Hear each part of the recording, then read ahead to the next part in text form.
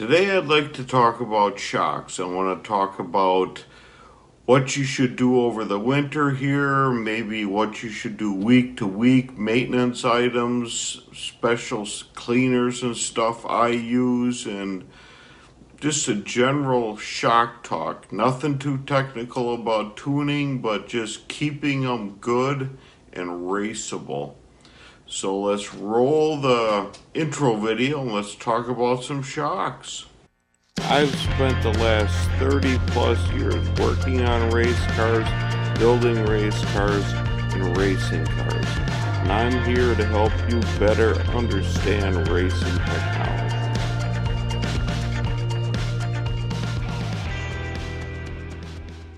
I think shocks oftentimes are some of the overlooked maintenance item on a car.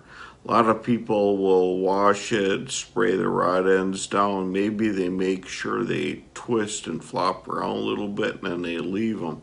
But there is so much speed to be had now in shocks. I think they need more maintenance both during the week and in the off season. You got to constantly be on them and checking them out. The first thing you got to do with shocks is you have to keep them clean. Take them off the car every week.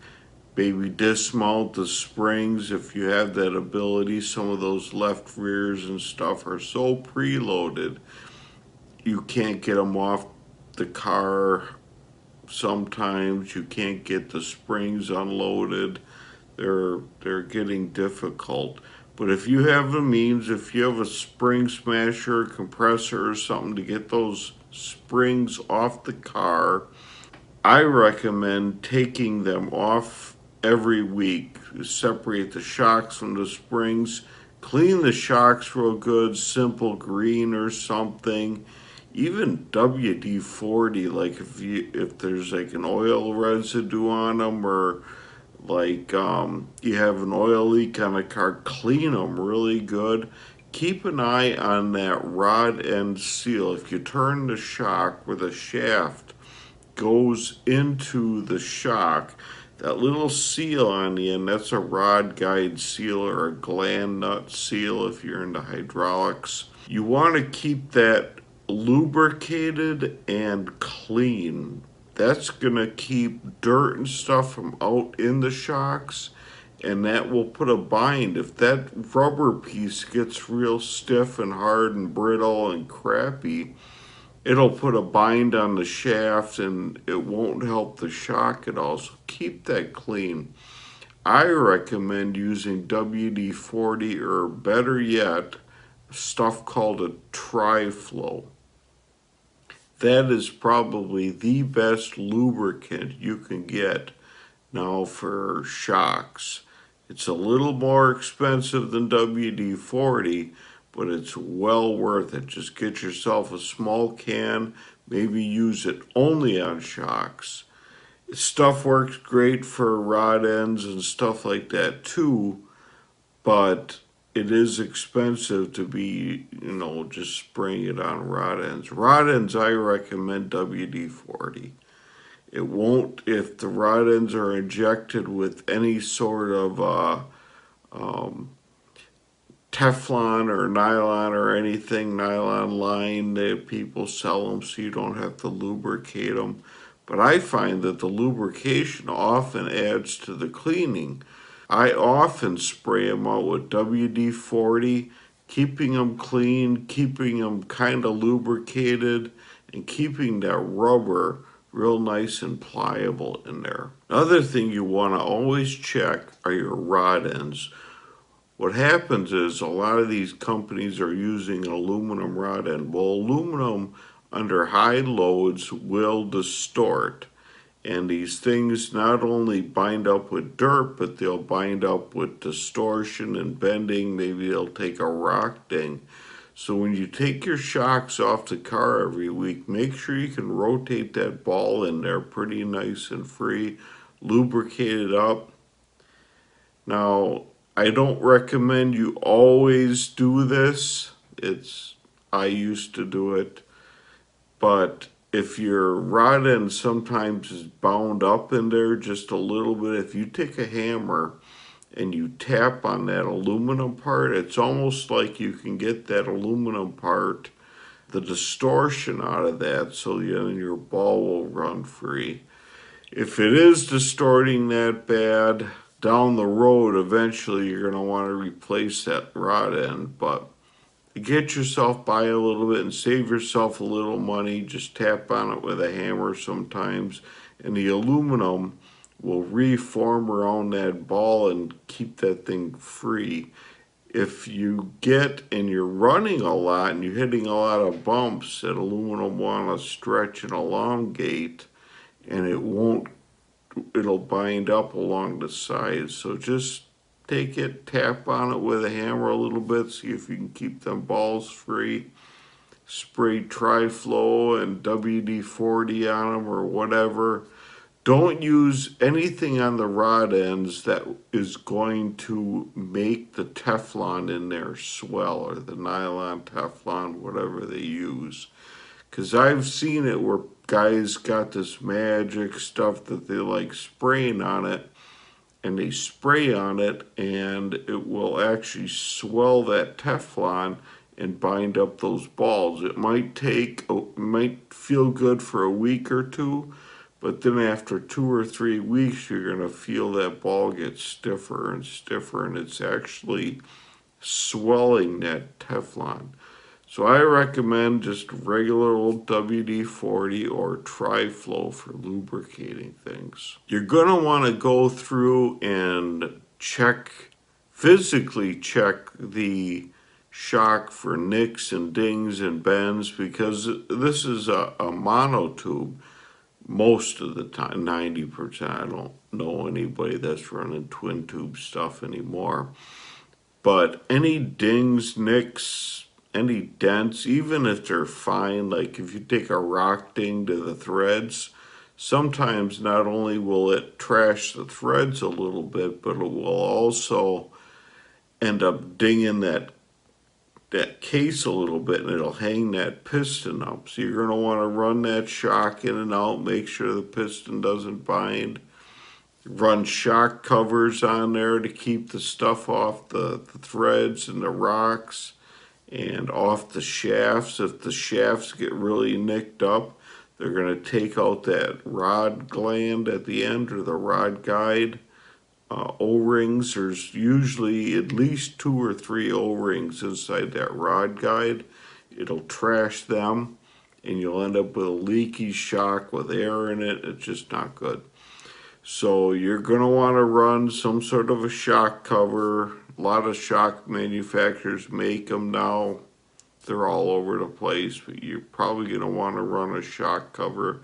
Make sure it's something you can get on and off fairly easy. I've seen some of them that got their Velcro so tight on them, yeah, they don't come off, but you struggle with them for 10 minutes getting the things off there to make a simple adjustment on the shocks.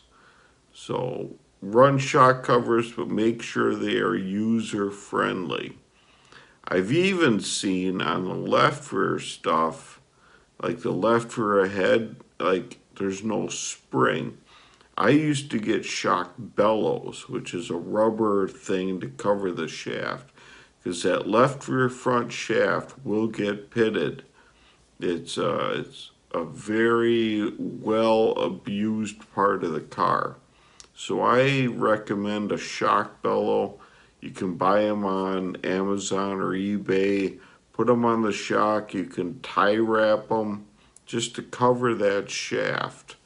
But keep that shaft nice and clean. Like I said, you're going to want to push the shock in and out by hand and check it every week. But if you have access to a dyno, that's your best bet. Because internally, those, not only seals will go bad, but those deflective discs that actually affect your shock valving, those are spring steel, and those do wear out.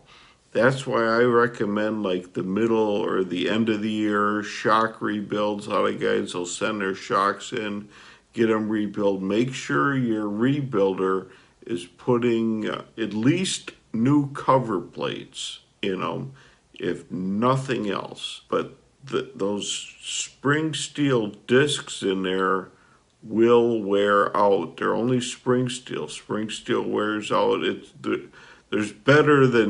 There's some brands better than others, but if you're taking the shock apart, you're putting new fluid in there. I also recommend a new piston band and O-rings on the rod guide, but make sure they're at least putting cover plate seals in there.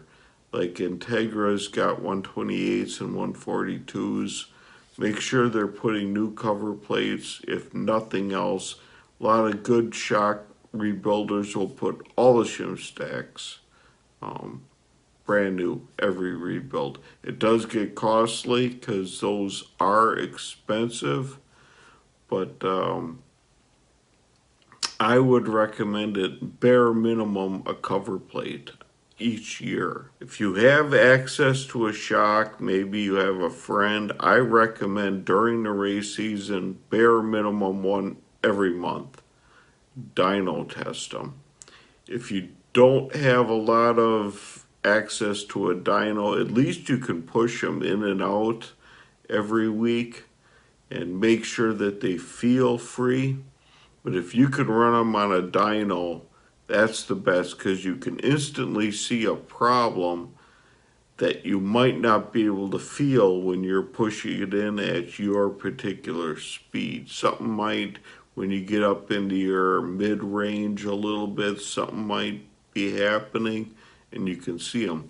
Keep your dyno sheets and make sure you're dynoing with the same dyno at the same settings every time. Then you can take your dyno sheets and put them right next to each other and you can compare. Stuff will wear out. Shocks will get sloppy. That's why I say throughout the season, or at the end of the season, you want to put a piston band, because piston bands wear. The best piston bands I've seen are Olin's. Those are tougher nails. All the other shocks that I worked on, you're going to want to put every time you break them apart, put a new piston band in them, even if they don't look it. If you're doing your own shocks and you're rebuilding them, fresh fluid every time you take them apart. Then look at the size of the pistons for scraping and wear, and then you're going to want to look down in the shock body and make sure that that is not worn, and that's really smooth, because those little fine lines will not only wear out a piston band fast, but will also offer blow-by, and any blow-by you're getting in there, it means you're not going through your valve discs. The shock will get soft, it'll change at different speeds. Keep an eye on the body interior. I worked a lot with Integra stuff, and what would happen is, especially like the left rear corner, where those shocks are extended a lot, the shock shaft, if things aren't perfectly in line, the shock shaft as it's going in every time will actually tip and teeter, and you will wear out shock bodies. They will, the hard coating will come off and you will wear that out. So keep an eye on that if you're rebuilding your own shocks. If you're sending them in, send them into a good rebuilder that checks all this stuff. You know, you don't want to pay premium dollar and then he's kind of just whipping this together and whipping that together, and he's missing a lot of stuff. So make sure they're checking this stuff when you pay good money to send this stuff in. That's why I say too, another thing you should be doing is a complete rebuild of the shocks at least once a year. You know, you have some downtime in the winter months, take them all, send them all out to a rebuilder, or if you have the means, do them yourself, but it needs your annual rebuild minimum, like I said, is a cover plate shim, a rod guide top seal. You're going to want a piston band, and you're going to want new oil, and clean it and inspect it really good. That's minimum. And then as you're inspecting, you may find some parts that are a little iffy, so that you end up replacing those too. But those are the core components. If you're doing your own shocks or you're sending them to a rebuilder, make sure they're at least doing those things. Most of them will. I mean, I can't imagine too many rebuilders won't, but that would be the minimum that they should be providing for a service. I also wouldn't recommend rebuilding without a dyno, or at least access to a dyno. If you're friends with a guy that's got a dyno and you're dynoing them regularly, but I would never take a shock apart and not put it back together and not dyno it afterwards. Even if you're doing like a simple oil change or something, you're not taking anything. There's so many things that can go wrong with an oil change. You can trap air, you're not bleeding them out, something. Always dyno your shocks after you crack the seal on them and do anything in them, bare minimum. And I recommend, like I said, once a year, send them out, do them yourself, but they need a good rebuild every year. Last thing you're going to want to do often, every race, or even sometimes during the night, if you're running a heat race in a cornfield and you just beat the heck out of that car, you're going to want to check your gas pressures. Some shock manufacturers, I've never seen gas pressure fluctuation. Some shock manufacturers, those things leak like a sieve. But always keep an eye on your nitrogen pressure, because once that nitrogen pressure comes out of there, you're going to get a lot of cavitation. It'll start breaking parts, breaking pistons. It's not good. Breaking shims, cover plate shims. So you're going to want to keep that gas pressure optimal. I don't know exactly what all guys are running now, but what I always tried to do is right around 35 to 50. Usually it used to be 50 pounds, old school stuff. Maybe if you're getting to a point where it's kind of soft, where you're not putting a lot of strain in there, a soft shock, you might get away with like a 35 or 40 pound deal. But I always had like 50 pounds minimum. But keep an eye on your nitrogen very diligently. So I guess let's go over to the drawing board and we'll look. I'm going to draw a picture of a piston and kind of show you guys what to look for like different shims and cover plates and stuff like that. And then I'll draw an example of what a rod guide is and, you know, the different O-rings that could be present in there and where the scraper is and stuff like that. So let's go over to the drawing board and do our usual bunch of diagrams. Okay, this is a little different than something we're used to. I'm working on other books, so I actually took the time to create the images. I'll put them in the book as well as use them here. But picture your piston rod coming up through here, and then there'll be a nut here that'll clamp everything together. This is your rebound side. As your piston comes out, the oil will feed up, fan the springs, and give you tension. This is your compression side. As the piston rod goes in, oil will flow this way and give you tension. If there's a shim, a bleed shim in there, it'll be here. And this will actually be a little slot. I got a different diagram we'll look at in a little bit. But this will be a little slot in here. And this is the cover plate shim that I recommend everybody replacing every time you rebuild. This will see the most abuse because this is like a sealing shim. On the compression side, you can see it will rest right up against the piston and seal all the fluid from going through there. So this is the first shim that will be affected by piston movement, and it'll get the most abuse. The top shim, in both cases, what we call a torque washer. In a lot of cases, it will be a little bit thicker or it'll be smaller diameter, and they'll vary in diameters depending on what the manufacturer wants. But they'll usually be a little bit thicker also. That's your torque washer. There's a lot more to it than that, but this is just a simple video. But this whole thing here, all these spring steel plates is your shim stack. So basically think of these things deflecting. They're going to take abuse as your shock goes in and out. It's a good idea to replace these at least once a year, but like I said, make sure that your shock rebuilder is at least replacing the cover shim, or maybe even the bleed shim also, because this is the same diameter and it will actually take quite a bit of abuse. This is the piston band. On the piston it'll be like a different type. They all got different materials. Some are cindered metallic, some are just like a plastic, or they'll all be a little bit different, but you want to put a new piston band on it every time. Next thing we'll look at is some of the different types of shim stack washers. You'll have various diameters.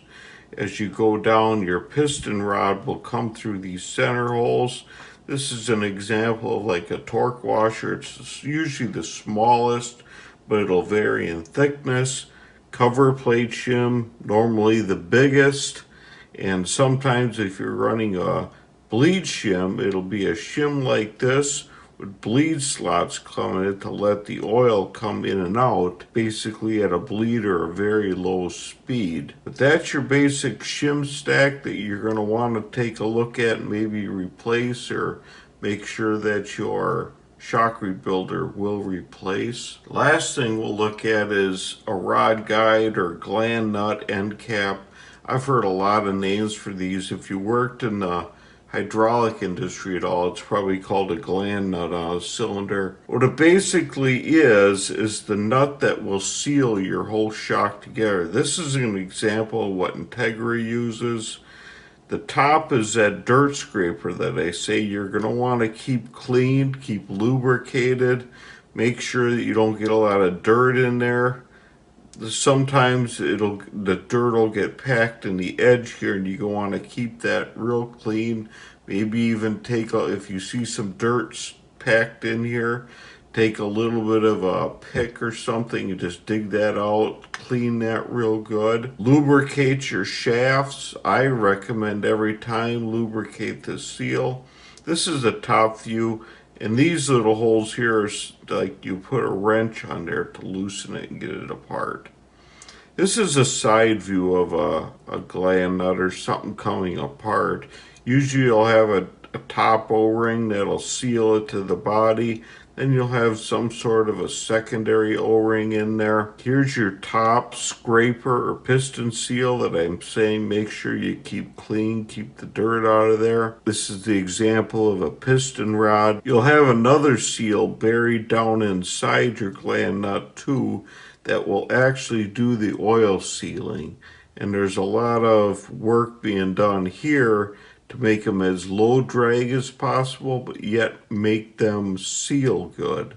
This is a very critical seal in there. Then you're going to have some sort of a rod guide bushing down here, some sort of a bronze or something, whatever they use. And this will keep the rod perfectly aligned and allow a wear portion instead of a rod going straight up against the aluminum. Okay. If you like this video, subscribe to my channel, and you can ring the bell for notifications, and it's not anything spammy type of email notifications or anything. Notifications means that when you log into YouTube and you want to watch more videos, it'll just say that I have a new video up if I posted a new video. So if you liked it, subscribe, ring the bell, and I'll see you in the next video.